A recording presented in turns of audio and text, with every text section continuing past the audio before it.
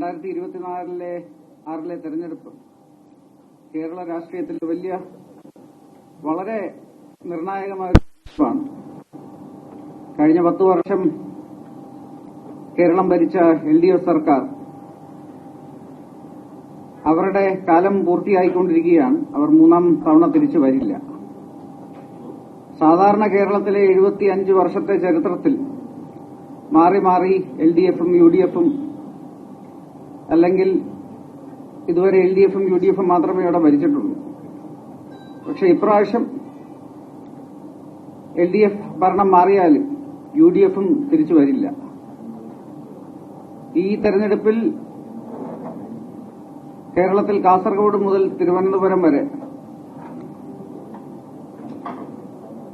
ഭാരതീയ ജനതാ പാർട്ടിയും NDAയും വളരെ ശക്തമായ 140 സ്ഥാനാർത്ഥികളെ ആണ് പ്രഖ്യാപിച്ചിട്ടുള്ളത്. ഈ തെരഞ്ഞെടുപ്പിൽ മറ്റ് 2 മുന്നണികളെ വെച്ച് നോക്കുമ്പോൾ അവർ രണ്ടുപേരും പ്രധാനമായിട്ടും ഓരോ വിസ്മയങ്ങളെക്കുറിച്ചും വിവാദങ്ങളെക്കുറിച്ചും വർഗീയമായ ചില വിഷയങ്ങളെക്കുറിച്ചും സംസാരിക്കുമ്പോൾ ജനങ്ങളുടെ മുന്നിൽ വികസനം അവതരിപ്പിക്കുന്നതും വികസനത്തിനെക്കുറിച്ചും ഈ നാട്ടിലെ ജനങ്ങളെ മുന്നോട്ട് കൊണ്ടുപോകാനുള്ളൊരു road map Bharatiya Janata party മാത്രമേ ജനങ്ങളുടെ മുന്നിൽ ഇന്ന് അവതരിപ്പിക്കുന്നു. UDFും എന്നൊരു പ്രകടന പത്രിക അവർ പുറത്തിറക്കിയിട്ടുണ്ട്. പക്ഷെ നമുക്കെല്ലാവർക്കും ഒരു കാര്യം വളരെ വ്യക്തമായി അറിയാം. ഇന്ന് ഇന്ത്യയിൽ 3 സംസ്ഥാനങ്ങൾ കോൺഗ്രസ് പാർട്ടി ഭരിക്കുന്നുണ്ട്. ഇന്ന് കർണാടക, ഹിമാചൽ പ്രദേശ്, തെലങ്കാന. അതിൽ ഇന്ന് ഹിമാചൽ പ്രദേശിൽ ഇവിടെ എല്ലാം കോൺഗ്രസ് പാർട്ടി തെരഞ്ഞെടുപ്പിന് മുമ്പ് ഒരുപാട് പ്രഖ്യാപനങ്ങൾ നടത്തിയിരുന്നു. പക്ഷേ ഇന്ന് ഹിമാചൽ പ്രദേശിൽ അവർക്ക് ഇന്ന് അവരുടെ സർക്കാർ ഉദ്യോഗസ്ഥർക്ക് ശമ്പളം കൊടുക്കാൻ പോലും ഉള്ള നിവൃത്തിയിലല്ല. അവിടെയാണ് നിർത്തിയിരിക്കുന്നത്. കർണാടകവും തെലങ്കാനയും എല്ലാം അങ്ങോട്ട് തന്നെയാണ് പോകുന്നത്. അതുപോലെ ഈ 2 മുന്നണികളും ഇവർ രണ്ടുപേരും മത്സരിച്ചെന്ന് BJPയുമായിട്ട് ഡീലുണ്ടെന്നൊക്കെ ജനങ്ങളെ തെറ്റിദ്ധരിപ്പിക്കാൻ നോക്കുന്നുണ്ട്. പക്ഷേ ഒരു കാര്യം നിങ്ങൾക്ക് എല്ലാവർക്കും വളരെ വ്യക്തമായി അറിയാം. ഇന്ന് ദേശീയ തലത്തിൽ ഒരു ഇന്ത്യ മുന്നണിയുണ്ട്. ആ മുന്നണിയിൽ ഈ 2 പാർട്ടികളും അംഗങ്ങളാണ്. ഈ കഴിഞ്ഞ തെരഞ്ഞെടുപ്പുകളിൽ ബീഹാറിൽ, രാജസ്ഥാനിൽ, അതുപോലെ തമിഴ്നാട്, പുതുച്ചേരി മുതലായ സംസ്ഥാനങ്ങളിൽ കഴിഞ്ഞയാഴ്ചയാണ് അവിടെ ഈ മുന്നണിയുടെ സീറ്റ് ഷെയറിംഗ് നടന്നത്. ഇവിടെ എല്ലാം ഈ CPMും കോൺഗ്രസും ഒരേ മുന്നണിയുടെ അംഗങ്ങളാണ്. എന്നിട്ട് തിരുവനന്തപുരത്ത് അല്ലെങ്കിൽ കേരളത്തിൽ വരുമ്പോൾ ഇവർ രണ്ടുപേരും, അതായത് ഇന്ത്യയിലെ ഏകദേശം 30 സംസ്ഥാനങ്ങളിൽ എല്ലാ സംസ്ഥാനങ്ങളിലും മുന്നണി അംഗങ്ങളായ 2 പേരും ഇവിടെ വരുമ്പോൾ അവർ പറയുന്നത് BJPയുമായിട്ട് ഡീലുണ്ടെന്നാണ്. പക്ഷേ ഭാരതീയ ജനതാ പാർട്ടിക്ക് ആരുമായിട്ടും ജനങ്ങളുമായിട്ട് മാത്രമേ ഭാരതീയ ജനതാ പാർട്ടിക്ക് ഡീലുള്ളൂ. ഇന്ന് CPMനെയും കോൺഗ്രസിനെയും മാറ്റി ഇവിടെ ഒരു 3ാം മുന്നണിയായി ഒരു സർക്കാർ ഉണ്ടാക്കുക എന്ന് തന്നെയാണ് ഭാരതീയ ജനതാ പാർട്ടിയുടെ ലക്ഷ്യം. അത് മുന്നിൽ കണ്ടുകൊണ്ട് ഒരു പ്രകടന പത്രിക പാർട്ടി ജനങ്ങളുടെ മുന്നിൽ അവതരിപ്പിച്ചിട്ടുണ്ട്. ഇന്ന് ഭാരതീയ ജനതാ പാർട്ടിക്ക് കേരളത്തിൽ ഒരു തെരഞ്ഞെടുക്കപ്പെട്ട MP ഉണ്ട്, മേയറുണ്ട്, ഡെപ്യൂട്ടി മേയറുണ്ട്. ഈ കേരളത്തിൽ ഇവിടെ MLAമാരൊന്നുമില്ല. ഇന്ന് ഈ കേരളത്തിൽ പോലും ശ്രീ നരേന്ദ്രമോദിജിയുടെ ഡെവലപ്മെന്റ് മന്ത്രം, അതായത് സബ്കാ സാത്ത്, സബ്കാ വികാസ്, സബ്കാ വിശ്വാസ്, 140 കോടി ജനങ്ങളെ ഒരുമിച്ച് മുന്നോട്ട് കൊണ്ടുപോകാനുള്ള അദ്ദേഹത്തിന്റെ ആ ഡെവലപ്മെന്റ് മന്ത്രയിൽ കേരളത്തിലും അനവധി പദ്ധതികളും ഒരുപാട് ഗവൺമെന്റ് പ്രോജക്ടുകളും ഇതുവരെ കേരളത്തിൽ കേന്ദ്ര സർക്കാർ ചെയ്തിട്ടുണ്ട്. ചില ഉദാഹരണങ്ങൾ ഞാൻ നിങ്ങളുടെ മുന്നിൽ അവതരിപ്പിക്കുകയാണ്. ഇതുവരെ സംസ്ഥാനത്ത് കേരളത്തിൽ 29 ലക്ഷം കർഷകർക്ക് പ്രധാനമന്ത്രി കിസാൻ സമ്മാൻ നിധി വഴി 13,000 കോടി സഹായം ഇപ്പോൾ നൽകിക്കൊണ്ടിരിക്കുകയാണ്. അതുപോലെ മാതൃവന്ദന യോജനയിലൂടെ 10 ലക്ഷം അമ്മമാർക്ക് 444 കോടി സഹായം നൽകുന്നുണ്ട്. മത്സ്യത്തൊഴിലാളി സമൂഹങ്ങൾക്ക് 1,400 കോടി സഹായം നൽകുന്നുണ്ട്. ഇന്ന് കേരളത്തിൽ പ്രധാനമന്ത്രി ഗരീബ് കല്യാൺ അന്ന യോജനയിലൂടെ ഏകദേശം 155 ലക്ഷം, അതായത് ഏകദേശം 1.5 കോടി ജനങ്ങൾക്ക് സഹായം എത്തുന്നുണ്ട്.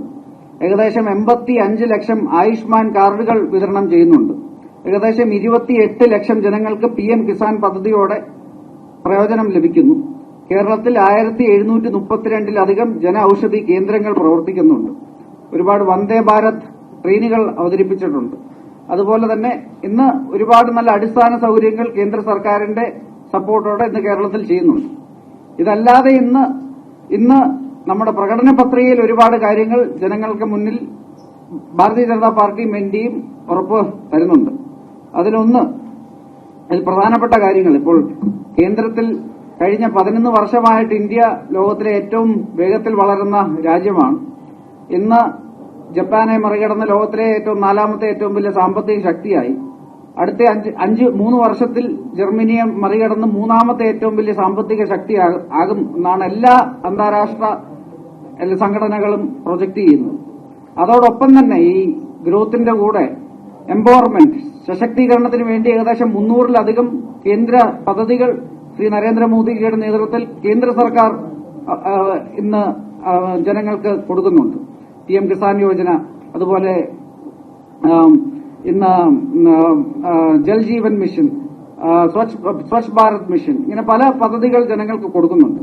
ഇതുപോലെ തന്നെ കേരളത്തിലും ഇന്ന് ഗ്രോത്തിന്റെ കൂടെ തന്നെ എംപവർമെന്റ്, അതാണ് ഇന്ന് ഭാരതീയ ജനതാ പാർട്ടിക്ക് കേരളത്തിന് മുന്നിൽ വെക്കുന്ന ഒരു വിഷൻ.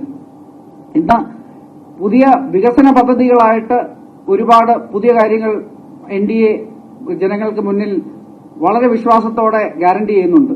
കേരളത്തിലൊരു എയിംസ് തീർച്ചയായിട്ടും ജനങ്ങൾ ഇവിടുത്തെ സർക്കാർ അതിന്റെ പ്രോസസ് എല്ലാം കഴിഞ്ഞാൽ തീർച്ചയായിട്ടും കേരളത്തിലൊരു എയിംസ് ഗ്യാരണ്ടി ചെയ്യുന്നുണ്ട്. അതോടൊപ്പം തന്നെ കണ്ണൂർ തിരുവനന്തപുരം ഒരു ഹൈസ്പീഡ് റെയിൽ കോറിഡോർ, അതുപോലെ തന്നെ ഇന്ന് പൂർത്തിയാക്കാത്ത മെട്രോ, കൊച്ചി മെട്രോയുടെ മറ്റ് ഫേസസ്, അതുപോലെ കോഴിക്കോട് കൊച്ചി നഗരങ്ങളിൽ മെട്രോ വിപുലീകരണം, അതുപോലെ വിഴിഞ്ഞം തുറമുഖം വിപുലീകരണം, ഇതെല്ലാം ഇന്ന് കേരളത്തിൽ NDA പ്രതിജ്ഞാബദ്ധരായി ജനങ്ങളുടെ മുന്നിൽ ഗ്യാരണ്ടി ചെയ്യുകയാണ്. ഇതോടൊപ്പം തന്നെ ഗ്രോത്തിന്റെ കൂടെ തന്നെ എംപവർമെന്റ്, അതായത് ഇവിടുത്തെ ജനങ്ങൾക്ക് കൂടെ സശക്തീകരണത്തിന് വേണ്ടി പുതിയ ഒരുപാട് ഗ്യാരണ്ടികൾ NDA ഭാരതീയ ജനതാ പാർട്ടിയും ജനങ്ങളുടെ മുന്നിൽ പറയുന്നുണ്ട്. അതിൽ ചില പ്രധാനപ്പെട്ടത് മാത്രം ഞാൻ നിങ്ങളുടെ മുന്നിൽ അവതരിപ്പിക്കുകയാണ്. ഒന്ന്, എല്ലാ വീടുകളിലും, ഇന്ന് പാവപ്പെട്ട എല്ലാ വീടുകളിലും മിനിമം ഒരു 2 LPG സിലിണ്ടർ ഗ്യാരണ്ടി ചെയ്യുന്നുണ്ട്. അതോടൊപ്പം തന്നെ LPG സിലിണ്ടറിനൊപ്പം എല്ലാ വീടുകളിലും 20,000 ലിറ്റർ ഇന്ന് വെള്ളം ഗ്യാരണ്ടി ചെയ്യുന്നുണ്ട്. ഇതോടൊപ്പം തന്നെ എല്ലാ പാവപ്പെട്ട മഹിളകർക്കും ഇന്ന് ഭക്ഷ്യ ആരോഗ്യ സുരക്ഷാ കാർഡ്, അതായത് ഒരു റീചാർജ് കൂപ്പണാണ്, 2,500 രൂപയുടെ ഒരു റീചാർജ് കൂപ്പൺ എല്ലാ പാവപ്പെട്ട വീടുകളിലെ വനിതകൾക്കും ഗ്യാരണ്ടി ചെയ്യുന്നുണ്ട്. അതുവഴി മരുന്നുകളും മറ്റ് പലചരക്കുകളും ആ കാർഡ് വഴി വാങ്ങിക്കാൻ സാധിക്കും. പിന്നെ ഇതൊക്കെയാണ് പ്രധാനപ്പെട്ട സശക്തീകരണ പ്രോഗ്രാമുകൾ. അപ്പം ഇങ്ങനെ ജനങ്ങളുടെ മുന്നിൽ വികസനം, അതോടൊപ്പം എല്ലാ വീടിലും സശക്തീകരണം, ഇങ്ങനെ ഒരു ഗ്യാരണ്ടി ഭാരതീയ ജനതാ പാർട്ടിയും NDയും ജനങ്ങളുടെ മുന്നിൽ അവതരിപ്പിക്കുന്നുണ്ട്. ഇന്ന് കേരളത്തിൽ മറ്റ് 2 മുന്നണികളെ വെച്ച് നോക്കുമ്പോഴും ഇന്ന് ഇവിടുത്തെ ജനങ്ങളെ മുന്നോട്ട് കൊണ്ടുപോകാനും ഇവിടെ പാവപ്പെട്ടവരെ മുന്നോട്ട് കൊണ്ടുപോകാനും ഇവിടെ തൊഴിലവസരങ്ങൾ സൃഷ്ടിക്കാനുമുള്ള ഒരു പദ്ധതി ഇന്ന് ശ്രീ രാജീവ് ചന്ദ്രശേഖർ നയിക്കുന്ന ഭാരതീയ ജനതാ പാർട്ടിക്കും NDAയ്ക്കും മാത്രമേ ഉള്ളൂ. കേരളത്തിലെ ഇന്നത്തെ സാഹചര്യം നോക്കുമ്പോൾ ഇന്ന് ഏകദേശം ഓരോ വർഷവും 3 തൊട്ട് 4 ലക്ഷം വരെ ഇന്ന് ചെറുപ്പക്കാർ ഇന്ന് കേരളം വിട്ട് മറ്റ് സംസ്ഥാനങ്ങളിലും മറ്റ് രാജ്യത്തും പോവുകയാണ്. അതിന് പ്രധാനപ്പെട്ട കാരണം ഇവിടെ തൊഴിലവസരങ്ങൾ ഇല്ലാത്തത് തന്നെയാണ്. അപ്പോൾ ഇവിടെ തൊഴിലവസരങ്ങൾ സൃഷ്ടിക്കുക, ഇവിടെ നിരവധി ഓരോ പ്രധാനപ്പെട്ട നഗരങ്ങളിലെല്ലാം ഓരോ ഏതെങ്കിലും ഒരു പ്രത്യേക സെക്ടർ കേന്ദ്രീകരിച്ച് അവിടെ വിപുലീകരിക്കാനുള്ളൊരു പദ്ധതിയും ഇന്ന് NDA ഭാരതീയ ജനതാ പാർട്ടി ജനങ്ങളുടെ മുന്നിൽ വളരെ വിശ്വാസത്തോടെ വയ്ക്കുന്നുണ്ട്. ഒന്ന്, തിരുവനന്തപുരത്തെ ഒരു IT ആൻഡ് ഇന്നൊവേഷൻ ക്യാപിറ്റലാക്കുക. കൊച്ചിയെ ഒരു ഷിപ്പ് ബിൽഡിംഗ് ക്യാപിറ്റലാക്കുക ഇന്ത്യയുടെ, കോഴിക്കോടിനെ ഹെൽത്ത് കെയറിന്റെയും മെഡിക്കലിന്റെയും ഒരു ഇന്നൊവേഷൻ ഹബ്ബാക്കുക, തൃശൂരിനെ കൾച്ചറൽ ടൂറിസത്തിന്റെ ഒരു ഹബ്ബാക്കുക, കൊല്ലത്തിനെ ഒരു internationally competitive blue economy cluster, അങ്ങനെ ഒരു സാഹചര്യം കൊല്ലത്ത് കൊണ്ടുവരിക, പിന്നെ കണ്ണൂരിൽ ഡിഫൻസ് ഇന്നൊവേഷന്റെ ഒരു ഹബ്ബ് ഉണ്ടാക്കുക. ഇങ്ങനെ 6 പ്രധാനപ്പെട്ട നഗരങ്ങളിൽ വളരെ പ്രധാനപ്പെട്ട വ്യവസായങ്ങളുടെ ഒരു ഹബ്ബ് ഉണ്ടാക്കാനുള്ള ഒരു പദ്ധതിയും ഇന്ന് ഭാരതീയ ജനതാ പാർട്ടി വേണ്ടി ഇന്ന് ജനങ്ങളുടെ മുന്നിൽ അവതരിപ്പിക്കുന്നുണ്ട്. അത് ഇവിടുത്തെ തൊഴിലവസരങ്ങൾ ഉണ്ടാകാനും ഇവിടുത്തെ സാമ്പത്തിക മേഖല മുന്നോട്ട് കൊണ്ടുപോകാനുമുള്ള ഒരു ഓവറോൾ പ്ലാനാണ്. ഇതൊക്കെയാണ് ഈ തെരഞ്ഞെടുപ്പിൽ ശ്രീ രാജീവ് ചന്ദ്രശേഖരന്റെ നേതൃത്വത്തിൽ ഭാരതീയ ജനതാ പാർട്ടി ജനങ്ങളുടെ മുന്നിൽ വയ്ക്കുന്ന ഓരോ കാര്യങ്ങൾ. മറ്റ് 2 മുന്നണികൾ വെച്ച് നോക്കുമ്പോഴും ഇന്ന് ബിജെപിക്ക് ജനങ്ങളെ മുന്നോട്ട് കൊണ്ടുപോകാൻ സാധിക്കും, നാടിനെ മുന്നോട്ട് കൊണ്ടുപോകാൻ സാധിക്കും. ശ്രീ നരേന്ദ്രമോദിജി നയിക്കുന്ന ഭാരതീയ ജനതാ പാർട്ടിയുടെ ഒരു ഡബിൾ എഞ്ചിൻ സർക്കാരായി കേരളത്തിനെയും ഇന്ത്യയ്ക്കൊപ്പം മുന്നോട്ട് കൊണ്ടുപോകാനുള്ളൊരു വിഷനാണ് ഇന്ന് ജനങ്ങളുടെ മുന്നിൽ അവതരിപ്പിക്കുന്നത്. ഇത് കാരണം തന്നെ ഈ കാരണത്തിൽ ഇന്ന് വികസന മുരടിപ്പുള്ള ഈ കേരളത്തിൽ ഈ 2 മുന്നണിയെയും തിരസ്കരിച്ച് ഇവിടെ ഭാരതീയ ജനതാ പാർട്ടിയും എൻഡിയും ഒരു സർക്കാർ ഉണ്ടാക്കുമെന്ന് തന്നെ വിശ്വാസത്തോടെ പ്രതീക്ഷയോടെയാണ് ഈ തെരഞ്ഞെടുപ്പിനെ ബിജെപി എൻഡിഎ നേരിടുന്നത്. നന്ദി.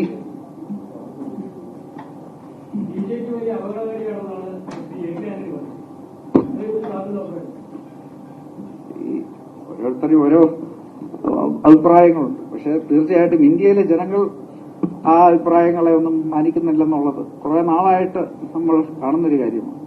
2024 ഇന്ത്യയുടെ ചരിത്രത്തിലെ വെറും 2ാമത്തെ പ്രാവശ്യമാണ് ഒരു പ്രധാനമന്ത്രിയുടെ നേതൃത്വത്തിൽ 3ാമത്തെ ഒരു സർക്കാർ വരുന്നത്. ഇന്ന് 30 സംസ്ഥാനങ്ങളിൽ 21 സംസ്ഥാനം എൻഡിഎ ഭരിക്കുന്ന സംസ്ഥാനങ്ങളാണ്. അതിൽ 15 ഭാരതീയ ജനതാ പാർട്ടി ഒറ്റയ്ക്ക് ഭരിക്കുന്ന സംസ്ഥാനങ്ങളാണ്. അപ്പം ഇതിന്റെയൊക്കെ അർത്ഥം ഇന്ന് ഇന്ത്യയിലെ ജനങ്ങൾക്ക് ശ്രീ നരേന്ദ്രമോദിജിയിലും ഭാരതീയ ജനതാ പാർട്ടിയിലും ഒരുപാട് വിശ്വാസമുണ്ട്. കേരളത്തിലും ഈ പാർട്ടി വളർന്നുകൊണ്ട് തന്നെ ഇരിക്കുകയാണ്. 2009 വെറും 5% ഒരു പാർട്ടി ഇന്ന് ഏകദേശം 20% വോട്ട് ഷെയറുള്ള ഒരു പാർട്ടിയായി ലോക്സഭാ തെരഞ്ഞെടുപ്പിൽ മാറി. അതിന്റെ അർത്ഥം എല്ലായിടത്തും ഈ പാർട്ടി വളരുന്നുണ്ട്. എല്ലാവർക്കും മോദിജിയിൽ വളരെ വിശ്വാസമുണ്ട്. അത് കാരണം അതല്ലാത്ത അഭിപ്രായം ഉള്ളവരുമുണ്ട്. പക്ഷെ അതൊന്നും ജനങ്ങൾ തിരസ്കരിക്കുന്ന അഭിപ്രായങ്ങളാണ്. കേരളത്തിലെ എല്ലാ കുടുംബത്തിൽ നിന്നും വോട്ട് കിട്ടുമെന്ന് തന്നെയാണ് നമ്മുടെ വിശ്വാസം.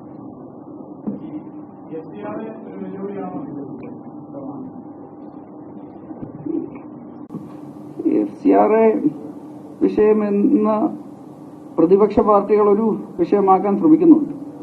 പക്ഷെ അതിൽ ഒരുപാട് വശങ്ങളുണ്ട്. ഇപ്പോൾ ഈ FCRA ബില്ലിന്റെ ഒരു ഡിസ്കഷൻ ഇല്ലാതെ അത് പാർലമെന്റിൽ പാസാക്കുന്നില്ലെന്നുള്ളത് ശ്രീ കിരൺ റിജിജുജി വളരെ വ്യക്തമായി അതിന്റെ ഒരു നയം പറഞ്ഞു. പക്ഷേ ഇതിന്റെ മറ്റ് വശങ്ങൾ നോക്കുമ്പോൾ ഇന്ന് ഞാൻ 2-3 ഉദാഹരണങ്ങൾ പറയാം. ഇപ്പോൾ കുറച്ചു നാളിന് മുമ്പ് ഒരു വഖഫ് അമെന്റ്മെന്റ് ആക്ട് ഉണ്ടായിരുന്നു. അതിപ്പോ പാസ്സായിട്ട് ഏകദേശം 1 കൊല്ലമായി. പക്ഷെ ആ വഖഫ് അമെന്റ്മെന്റ് ആക്ട് കൊണ്ടുവന്നപ്പോൾ ഇതേ പ്രതിപക്ഷം തന്നെ പറഞ്ഞിരുന്നു ഒരു സമുദായത്തിന്റെ ലാൻഡ് മുഴുവൻ കൊണ്ടുപോകാനുള്ളൊരു ആക്ടാണെന്നൊക്കെ. പക്ഷെ അത് കാരണം ഇന്ത്യയിലുള്ള ഒരാളുടെയും ഒരു ലാൻഡും പോയിട്ടില്ല.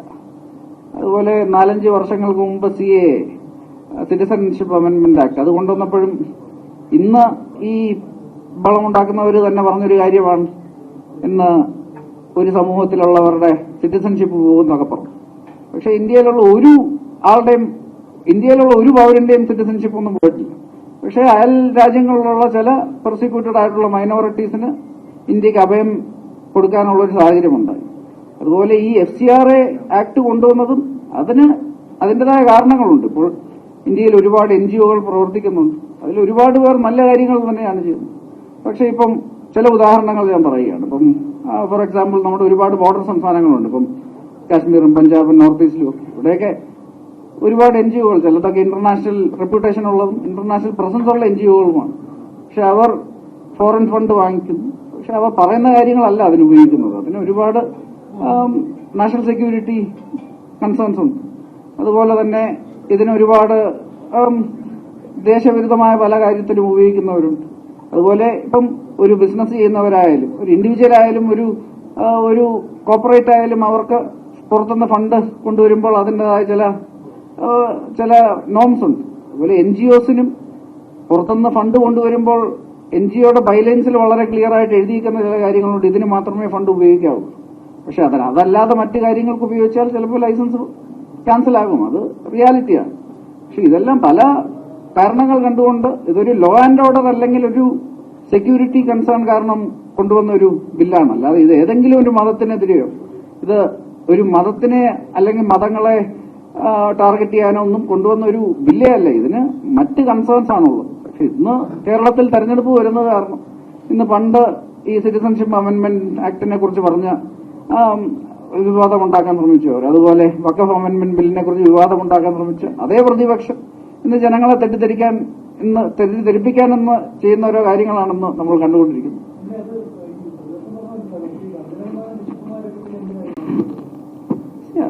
കൺസേൺസ് ജെന്യൂനാണ്. ഒരു പുതിയൊരു നിയമം ഉണ്ടാകുമ്പോൾ അതിന്റെ കുറിച്ച് പലർക്കും കൺസേൺസ് കാണും. അവരുമായിട്ട് നമ്മൾ സംവദിക്കും. കാര്യങ്ങൾ ഇതൊരു ജനാധിപത്യ രാജ്യമാണ്. തീർച്ചയായിട്ടും അവരുമായിട്ട് നമ്മൾ അവരുടെ കൺസേൺസ് എല്ലാം നമ്മൾ എന്തുകൊണ്ട് ഈ ബില്ല് കൊണ്ടുവരുന്നു എന്നുള്ള കാര്യങ്ങൾ നമ്മൾ അവരുടെ മുന്നിൽ അവതരിപ്പിക്കും. തീർച്ചയായിട്ടും അവർക്ക് അതിന്ന് 100% നമ്മൾ നല്ല ഉദ്ദേശത്തോടെ കൂടിയാണ് കൊണ്ടുവരുന്നത് എന്നുള്ളത് അവർക്ക് അത് കഴിയുമ്പോൾ മനസ്സിലാകും. ബില്ല് നല്ല ബില്ലാണ്. അത് നല്ല ഉദ്ദേശത്തോടു കൂടി തന്നെയാണ് NDA സർക്കാർ കൊണ്ടുവരുന്നത്.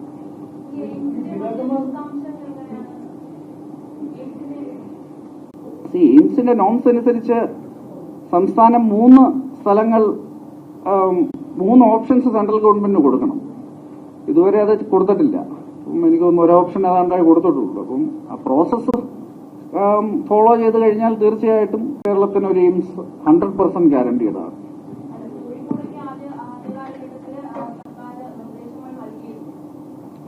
മൂന്ന് സ്ഥലങ്ങൾ കൊടുക്കണമെന്നാണ് സർക്കാരിന്റെ നോംസ്.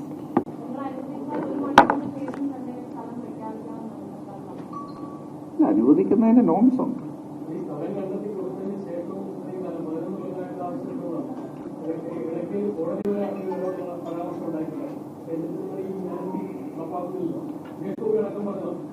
പക്ഷെ 2014 ഇന്ത്യയിൽ എല്ലാം കൂടെ 7 എയിംസേ ഉണ്ടായിരുന്നു. 47 തൊട്ട് ഇന്ത്യയുടെ ആദ്യത്തെ 67 വർഷത്തിൽ 7 എയിംസേ ഉണ്ടായിരുന്നുള്ളൂ. ഇന്ന് 25 എയിംസ് നമ്മൾ അപ്രൂവ് ചെയ്ത് കഴിഞ്ഞു. അതായത് നമ്പർ ഓഫ് എയിംസ് ഏകദേശം 3 ഇരട്ടിയിൽ കൂടുതലായി. എല്ലാവരും നോംസ് ഫോളോ ചെയ്യണം. ഇപ്പൊ നോംസ് ഫോളോ ചെയ്ത ആർക്കും കാര്യങ്ങൾ നടക്കില്ല. നിയമം എല്ലാവർക്കും ഒന്നാണ്.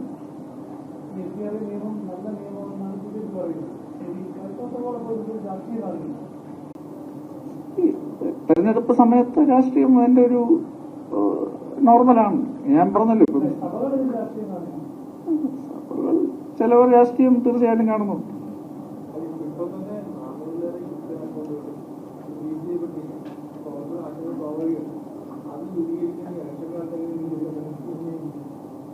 ഈ ബില്ല് BJP കൊണ്ടുവരുന്ന ഇലക്ഷൻ ഓറിയന്റഡ് ബില്ലല്ല ഇത്. നമ്മൾ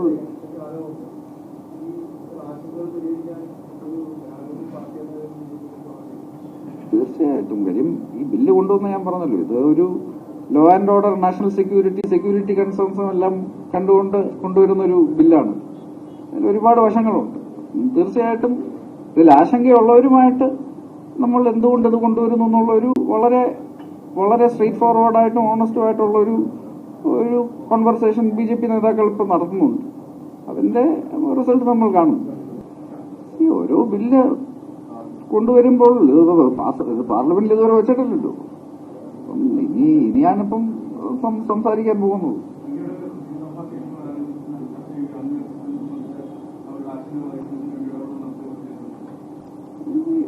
ഒരുപാട് പേർ അത് ഇതുമായിട്ട് ചർച്ച ചെയ്യുന്നുണ്ട്. ഇപ്പൊ കേരളത്തിൽ തന്നെ ഒരുപാട് പേർ ചർച്ച ചെയ്യുന്നുണ്ട്. കഴിഞ്ഞ 11 വർഷം ഇപ്പോൾ ശ്രീ നരേന്ദ്രമോദിജിയുടെ നേതൃത്വത്തിൽ ഏകദേശം 300-ലധികം സ്കീമുകൾ ഈ കേന്ദ്ര സർക്കാർ പ്രഖ്യാപിച്ചിട്ടുണ്ട്. ഇപ്പം പ്രധാനമന്ത്രി ആവാസ് യോജനയുടെ ഭാഗമായിട്ട് ഏകദേശം 7 കോടി വീടുകളാണ് ഇപ്പം സാങ്ഷനായിട്ടുള്ളത്. അതുപോലെ ജൽജീവൻ മിഷൻ ഏകദേശം 12 കോടി ബെനിഫിഷ്യറീസ് ആണുള്ളത്. ഇതിനേക്കാൾ വലിയ സ്കെയിലിൽ 100 കണക്കിന് സ്കീമുകൾ ഇന്ത്യയിൽ BJP സർക്കാരുകൾ ഇംപ്ലിമെന്റ് ചെയ്തിട്ടുണ്ട്. ഇതും അതിന് കാരണം ഒരു സൈഡിൽ ഗ്രോത്തും മറ്റേ സൈഡിൽ എംപവർമെന്റും ചെയ്യാനുള്ള ഒരു സാഹചര്യമുള്ളത് കാരണമാണ്. കേരളത്തിൽ കുറെ നാളായിട്ട് വികസനം മുരടിപ്പാണ്. അത് കാരണം മറ്റു പാർട്ടികൾക്ക് ഇത് ചെയ്യാനുള്ള ഒരു കേപ്പബിലിറ്റി ഇല്ല. അത് പ്രൂവണാണ്. ഇപ്പൊ കർണാടക അല്ലെങ്കിൽ ഹിമാചൽ, തെലങ്കാന, ഇതൊക്കെ ഞാൻ പറഞ്ഞ എക്സാമ്പിൾ ഉദാഹരണങ്ങൾ വളരെ എവിഡന്റ് ആയിട്ടുള്ള ഉദാഹരണങ്ങളാണ്. ഈ ഹിമാചൽ പ്രദേശിലും കർണാടകത്തിലുമൊക്കെ കോൺഗ്രസ് പാർട്ടി ഇതുപോലെ ഇതിനേക്കാൾ വലിയ വെൽഫെയർ സ്കീമുകളൊക്കെ പ്രഖ്യാപിച്ചതാണ്. പക്ഷെ ഇന്ന് അവർക്ക് സർക്കാർ ഇന്ന് ഉദ്യോഗസ്ഥർക്ക് ശമ്പളം കൊടുക്കാനുള്ളൊരു സാഹചര്യം പോലും അവർക്കില്ല. ഭാരതീയ ജനതാ പാർട്ടി ഇവിടെ ഈ ഞാൻ നേരത്തെ പറഞ്ഞ പോലെ ഇവിടെ 5-6 പ്രധാനപ്പെട്ട നഗരങ്ങളിൽ ഇൻഡസ്ട്രിയൽ ഹബ്ബും അങ്ങനത്തെ ഒരുപാട് കാര്യങ്ങൾ ചെയ്യാൻ പാർട്ടിക്ക് ഒരു പൊളിറ്റിക്കൽ വില്ലുണ്ട്.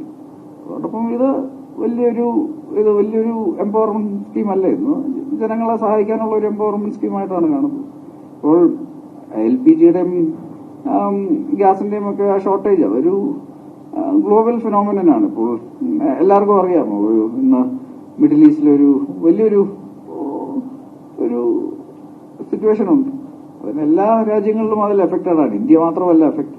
പക്ഷെ അതിൽ ഏറ്റവും കുറവ് എഫക്റ്റഡ് ആയിട്ടുള്ള രാജ്യങ്ങളിലൊന്നും ഇന്ത്യയാണ്. അത് ശ്രീ നരേന്ദ്രമോദിജിയുടെ അദ്ദേഹത്തിന്റെ സുസ്ഥിരമായ ഭരണം കാരണമുള്ള ഒരു നേട്ടമാണ്.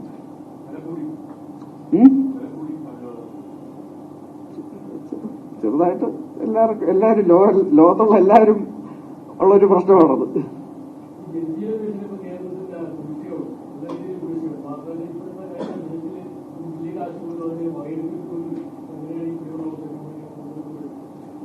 എല്ലാ കേന്ദ്ര സർക്കാരിന്റെ പദ്ധതികളിലും ഒരു പാർട്ട് കേന്ദ്രവും മറ്റു പാർട്ട് സംസ്ഥാനമാണ് തരേണ്ടത്. സംസ്ഥാനത്തിന് അതിന് കപ്പാസിറ്റി ഇല്ലെങ്കിൽ പ്രോജക്ട് സ്റ്റോൾ ആവും. അതിന് കേന്ദ്ര സർക്കാരിന്റെ വിഷയമല്ല അത്.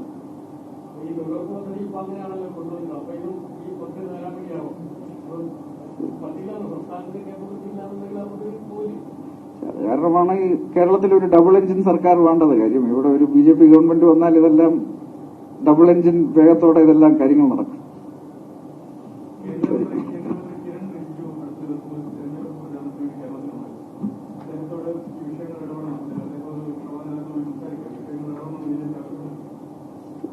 കിരൺ റിജിജു അദ്ദേഹം പാർലമെന്റിൽ ഈ വിഷയത്തിനെ കുറിച്ച് വളരെ വ്യക്തമായി പറഞ്ഞിട്ടുണ്ട്. സാധാരണ അദ്ദേഹം കേരളത്തിൽ ഇടയ്ക്കിടയ്ക്ക് വരുന്നൊരു വ്യക്തിയാണ്. അദ്ദേഹം മൈനോറിറ്റി അഫയേഴ്സ് മിനിസ്റ്ററുമാണ്. അതല്ലാതെ തന്നെ പാർലമെന്ററി അഫയേഴ്സ് മിനിസ്റ്ററാണ്. അപ്പം ഞാൻ പല സംസ്ഥാനങ്ങളിലും തെരഞ്ഞെടുപ്പ് നടക്കുന്നുണ്ട്. ഇപ്പൊ 5 സംസ്ഥാനങ്ങളിൽ തെരഞ്ഞെടുപ്പ് നടക്കുന്നുണ്ട്. നോർത്ത് ഈസ്റ്റിലെ പല സംസ്ഥാനങ്ങളുടെ ഇൻചാർജാണ്. ഇവിടെയൊന്നും ഇതൊരു വിഷയമല്ല. ഇത് കേരളത്തിൽ മാത്രമാണ് ചിലവർ ഒരു വിഷയം ഉണ്ടാക്കാൻ ശ്രമിക്കുന്നത്.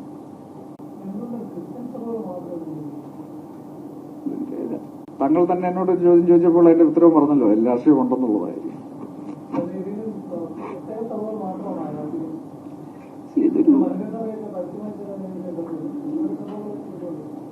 ഇതൊരു പൊളിറ്റിക്കൽ ഇഷ്യൂ, ഇതൊരു റിലീജിയസ് ഇഷ്യൂ അല്ല. പക്ഷേ ഇലക്ഷൻ സമയത്ത് ചിലവർ അതിനെ പൊളിറ്റിസൈസ് ചെയ്യാൻ ശ്രമിക്കുന്നതാണ്. ഇതൊരു law and order, financial irregularity, national security issue. അതിനാണ് ഈ ബില്ല് കൊണ്ടുവന്നത്. എല്ലാ വ്യക്തിക്കും രാഷ്ട്രീയം കാണുമല്ലോ. ഭാരതീയ ജനതാ പാർട്ടി ഇന്ന് എല്ലാ സമൂഹത്തിനിടയ്ക്കും അക്സെപ്റ്റഡ് ആയിട്ടുള്ളൊരു പാർട്ടിയായി മാറിക്കൊണ്ടിരിക്കുകയാണ്. രണ്ടും തമ്മിലുള്ള വ്യത്യാസം വലുതാണ്. അതായത് ഒന്ന്, ഒരു വശത്ത് ഭാരതീയ ജനതാ പാർട്ടി ശ്രീ നരേന്ദ്രമോദിയുടെ നേതൃത്വത്തിൽ കഴിഞ്ഞ 11 വർഷമായിട്ട് ലോകത്തിലെ ഏറ്റവും വേഗത്തിൽ വളരുന്ന ഒരു രാജ്യമാണ്. ഏകദേശം 6 to 8% ഗ്രോത്ത് എല്ലാ വർഷവും. ഒരു സൈഡിൽ ഗ്രോത്തും അതോടൊപ്പം തന്നെ റീഡിസ്ട്രിബ്യൂഷനും എംപവർമെന്റും അക്സെപ്റ്റബിൾ ആയിട്ടുള്ള ഒരു സ്കീമാണ്. പക്ഷെ ഇതില്ലാതെ, ഗ്രോത്ത് ഇല്ലാതെ റീഡിസ്ട്രിബ്യൂഷൻ കുറച്ച് നാൾ കഴിയുമ്പോഴത്തേനും ഫൈനാൻഷ്യൽ ബാങ്ക്രപ്സി ഉണ്ടാക്കും. അതാണെന്ന് കോൺഗ്രസും പല പ്രതിപക്ഷ പാർട്ടികൾ, ആം ആദ്മി പാർട്ടി പോലെ പാർട്ടികളുമെല്ലാം അവരും ഫ്രീബീസ് ഒരുപാട് കൊടുക്കുന്നുണ്ട്. പക്ഷെ സ്റ്റേറ്റ് അതോടൊപ്പം വളരുന്നില്ല. കേരളത്തിൽ വന്ന് അത് തന്നെയാണ് കാണുന്നത്. ഇവിടെ വികസന മുരടിപ്പ് ഒരുപാടുണ്ട്. ഇൻഡസ്ട്രീസ് ഒന്നുമില്ല, ഇൻഡസ്ട്രിയൽ ഹബ്ബൊന്നുമില്ല. പക്ഷെ ഇവർക്കും റീഡിസ്ട്രിബ്യൂഷന് താല്പര്യമുണ്ട്. കോൺഗ്രസും LDF-ഉം മറ്റു പാർട്ടികളും ഇങ്ങനെ ഒരു മോഡലിലാണ് പോകുന്നത്. BJP-യുടെ മോഡൽ ഒരു സൈഡിൽ നല്ല വളർച്ച, അതോടൊപ്പം തന്നെ റീഡിസ്ട്രിബ്യൂഷൻ. ഇത് തമ്മിൽ വലിയൊരു വ്യത്യാസമുണ്ട്. ആദ്യമേ പറഞ്ഞ കാര്യമല്ലേ. ഇപ്പോൾ ഏകദേശം 27 സംസ്ഥാനങ്ങളിൽ ഇവർ അലയൻസിലാണ്, നാഷണൽ ലെവൽ അലയൻസിലാണ്. കഴിഞ്ഞ 3 ദേശീയ തെരഞ്ഞെടുപ്പിൽ അലയൻസിലാണ്. 2004-9 ഇടയ്ക്കുള്ള UPA-യിൽ ലെഫ്റ്റിന്റെ സപ്പോർട്ടോടെയാണ് ആ സർക്കാർ ഉണ്ടായിരുന്നത്. അപ്പം ഹിസ്റ്റോറിക്കലി ഇന്നും ഇവർ ഇന്ത്യ മുഴുവൻ അലയൻസിലാണ്. കേരളത്തിൽ മാത്രമാണ് ഈ രണ്ട് മുന്നണികളും BJP അകറ്റി നിർത്താൻ വേണ്ടി ഒരു കപട ഗുസ്തി മത്സരം നടത്തിക്കൊണ്ടിരിക്കും. പക്ഷേ ഇന്ന് ചില വോട്ട് ബാങ്കുകൾക്ക് വേണ്ടി അവർ പറയുന്നു BJPയുമായിട്ട് അലയൻസാണ്. പക്ഷേ ഇതെല്ലാം രാഷ്ട്രീയം മാത്രമാണ്. BJPയുടെ ലക്ഷ്യം ഈ രണ്ട് മുന്നണികളെ മാറ്റി ഇവിടെ അധികാരത്തിൽ വരിക എന്നുള്ളതാണ്. തമാശയായിട്ടൊന്നും എനിക്ക് തോന്നുന്നില്ല. കാര്യം ഇത് ഒരു പ്രകടന പത്രികയിൽ എന്തെങ്കിലും ഈ വിഷയം ശരിക്കും ഞാൻ നോക്കിയിട്ടില്ല. ഒരു കുറച്ചുകൂടെ എനിക്ക് നോക്കിക്കഴിഞ്ഞിട്ട് എനിക്ക് പറയാൻ പറ്റുള്ളൂ. അതിനെക്കുറിച്ച് ഞാൻ പറഞ്ഞല്ലോ, ഒരുപാട് 6 ഇൻഡസ്ട്രിയൽ ഹബ്ബുകൾ, യുവാക്കൾക്ക് തൊഴിലവസരങ്ങൾ കൊണ്ടുവരുന്ന അനവധി പദ്ധതികൾ, ഗ്രോത്ത് റീഡിസ്ട്രിബ്യൂഷന്റെ ഒരുപാട് കാര്യങ്ങൾ, ഇതെല്ലാം മറ്റ് രണ്ട് മുന്നണിയേക്കാൾ നന്നായിട്ട് നമ്മൾ അവതരിപ്പിച്ചു. കണക്കുകളുടെ പ്രകാരത്തിൽ കഴിഞ്ഞ 11 വർഷത്തിൽ ഏകദേശം 25 കോടി ജനങ്ങളെ ശ്രീ നരേന്ദ്രമോദിജിയുടെ സമയത്ത് പോവർട്ടി ലൈനിന്റെ മുകളിൽ എത്തിച്ചിട്ടുണ്ട്. ഏകദേശം എല്ലാ മാസവും നമ്മൾ എന്റെ കണക്കനുസരിച്ച് 500,000-ഓളം തൊഴിലവസരങ്ങൾ ഇന്ത്യയിൽ എല്ലായിടത്തുമായിട്ട് സൃഷ്ടിക്കുന്നുണ്ട്. ഓരോ സംസ്ഥാനങ്ങളുടെ കണക്ക് എനിക്കറിയില്ല. പക്ഷെ നല്ല രീതിയിൽ തന്നെയാണ് എംപ്ലോയ്മെന്റ് ജനറേഷൻ നടന്നുകൊണ്ടിരിക്കുന്നത്. 140 സ്ഥാനാർത്ഥികളെ നമ്മൾ നല്ല സ്ഥാനാർത്ഥികളെ നിർത്തിയിട്ടുണ്ട്. ബഹുഭൂരിഭാഗം പേരും ജയിക്കുമെന്നാണ് നമ്മുടെ വിശ്വാസം.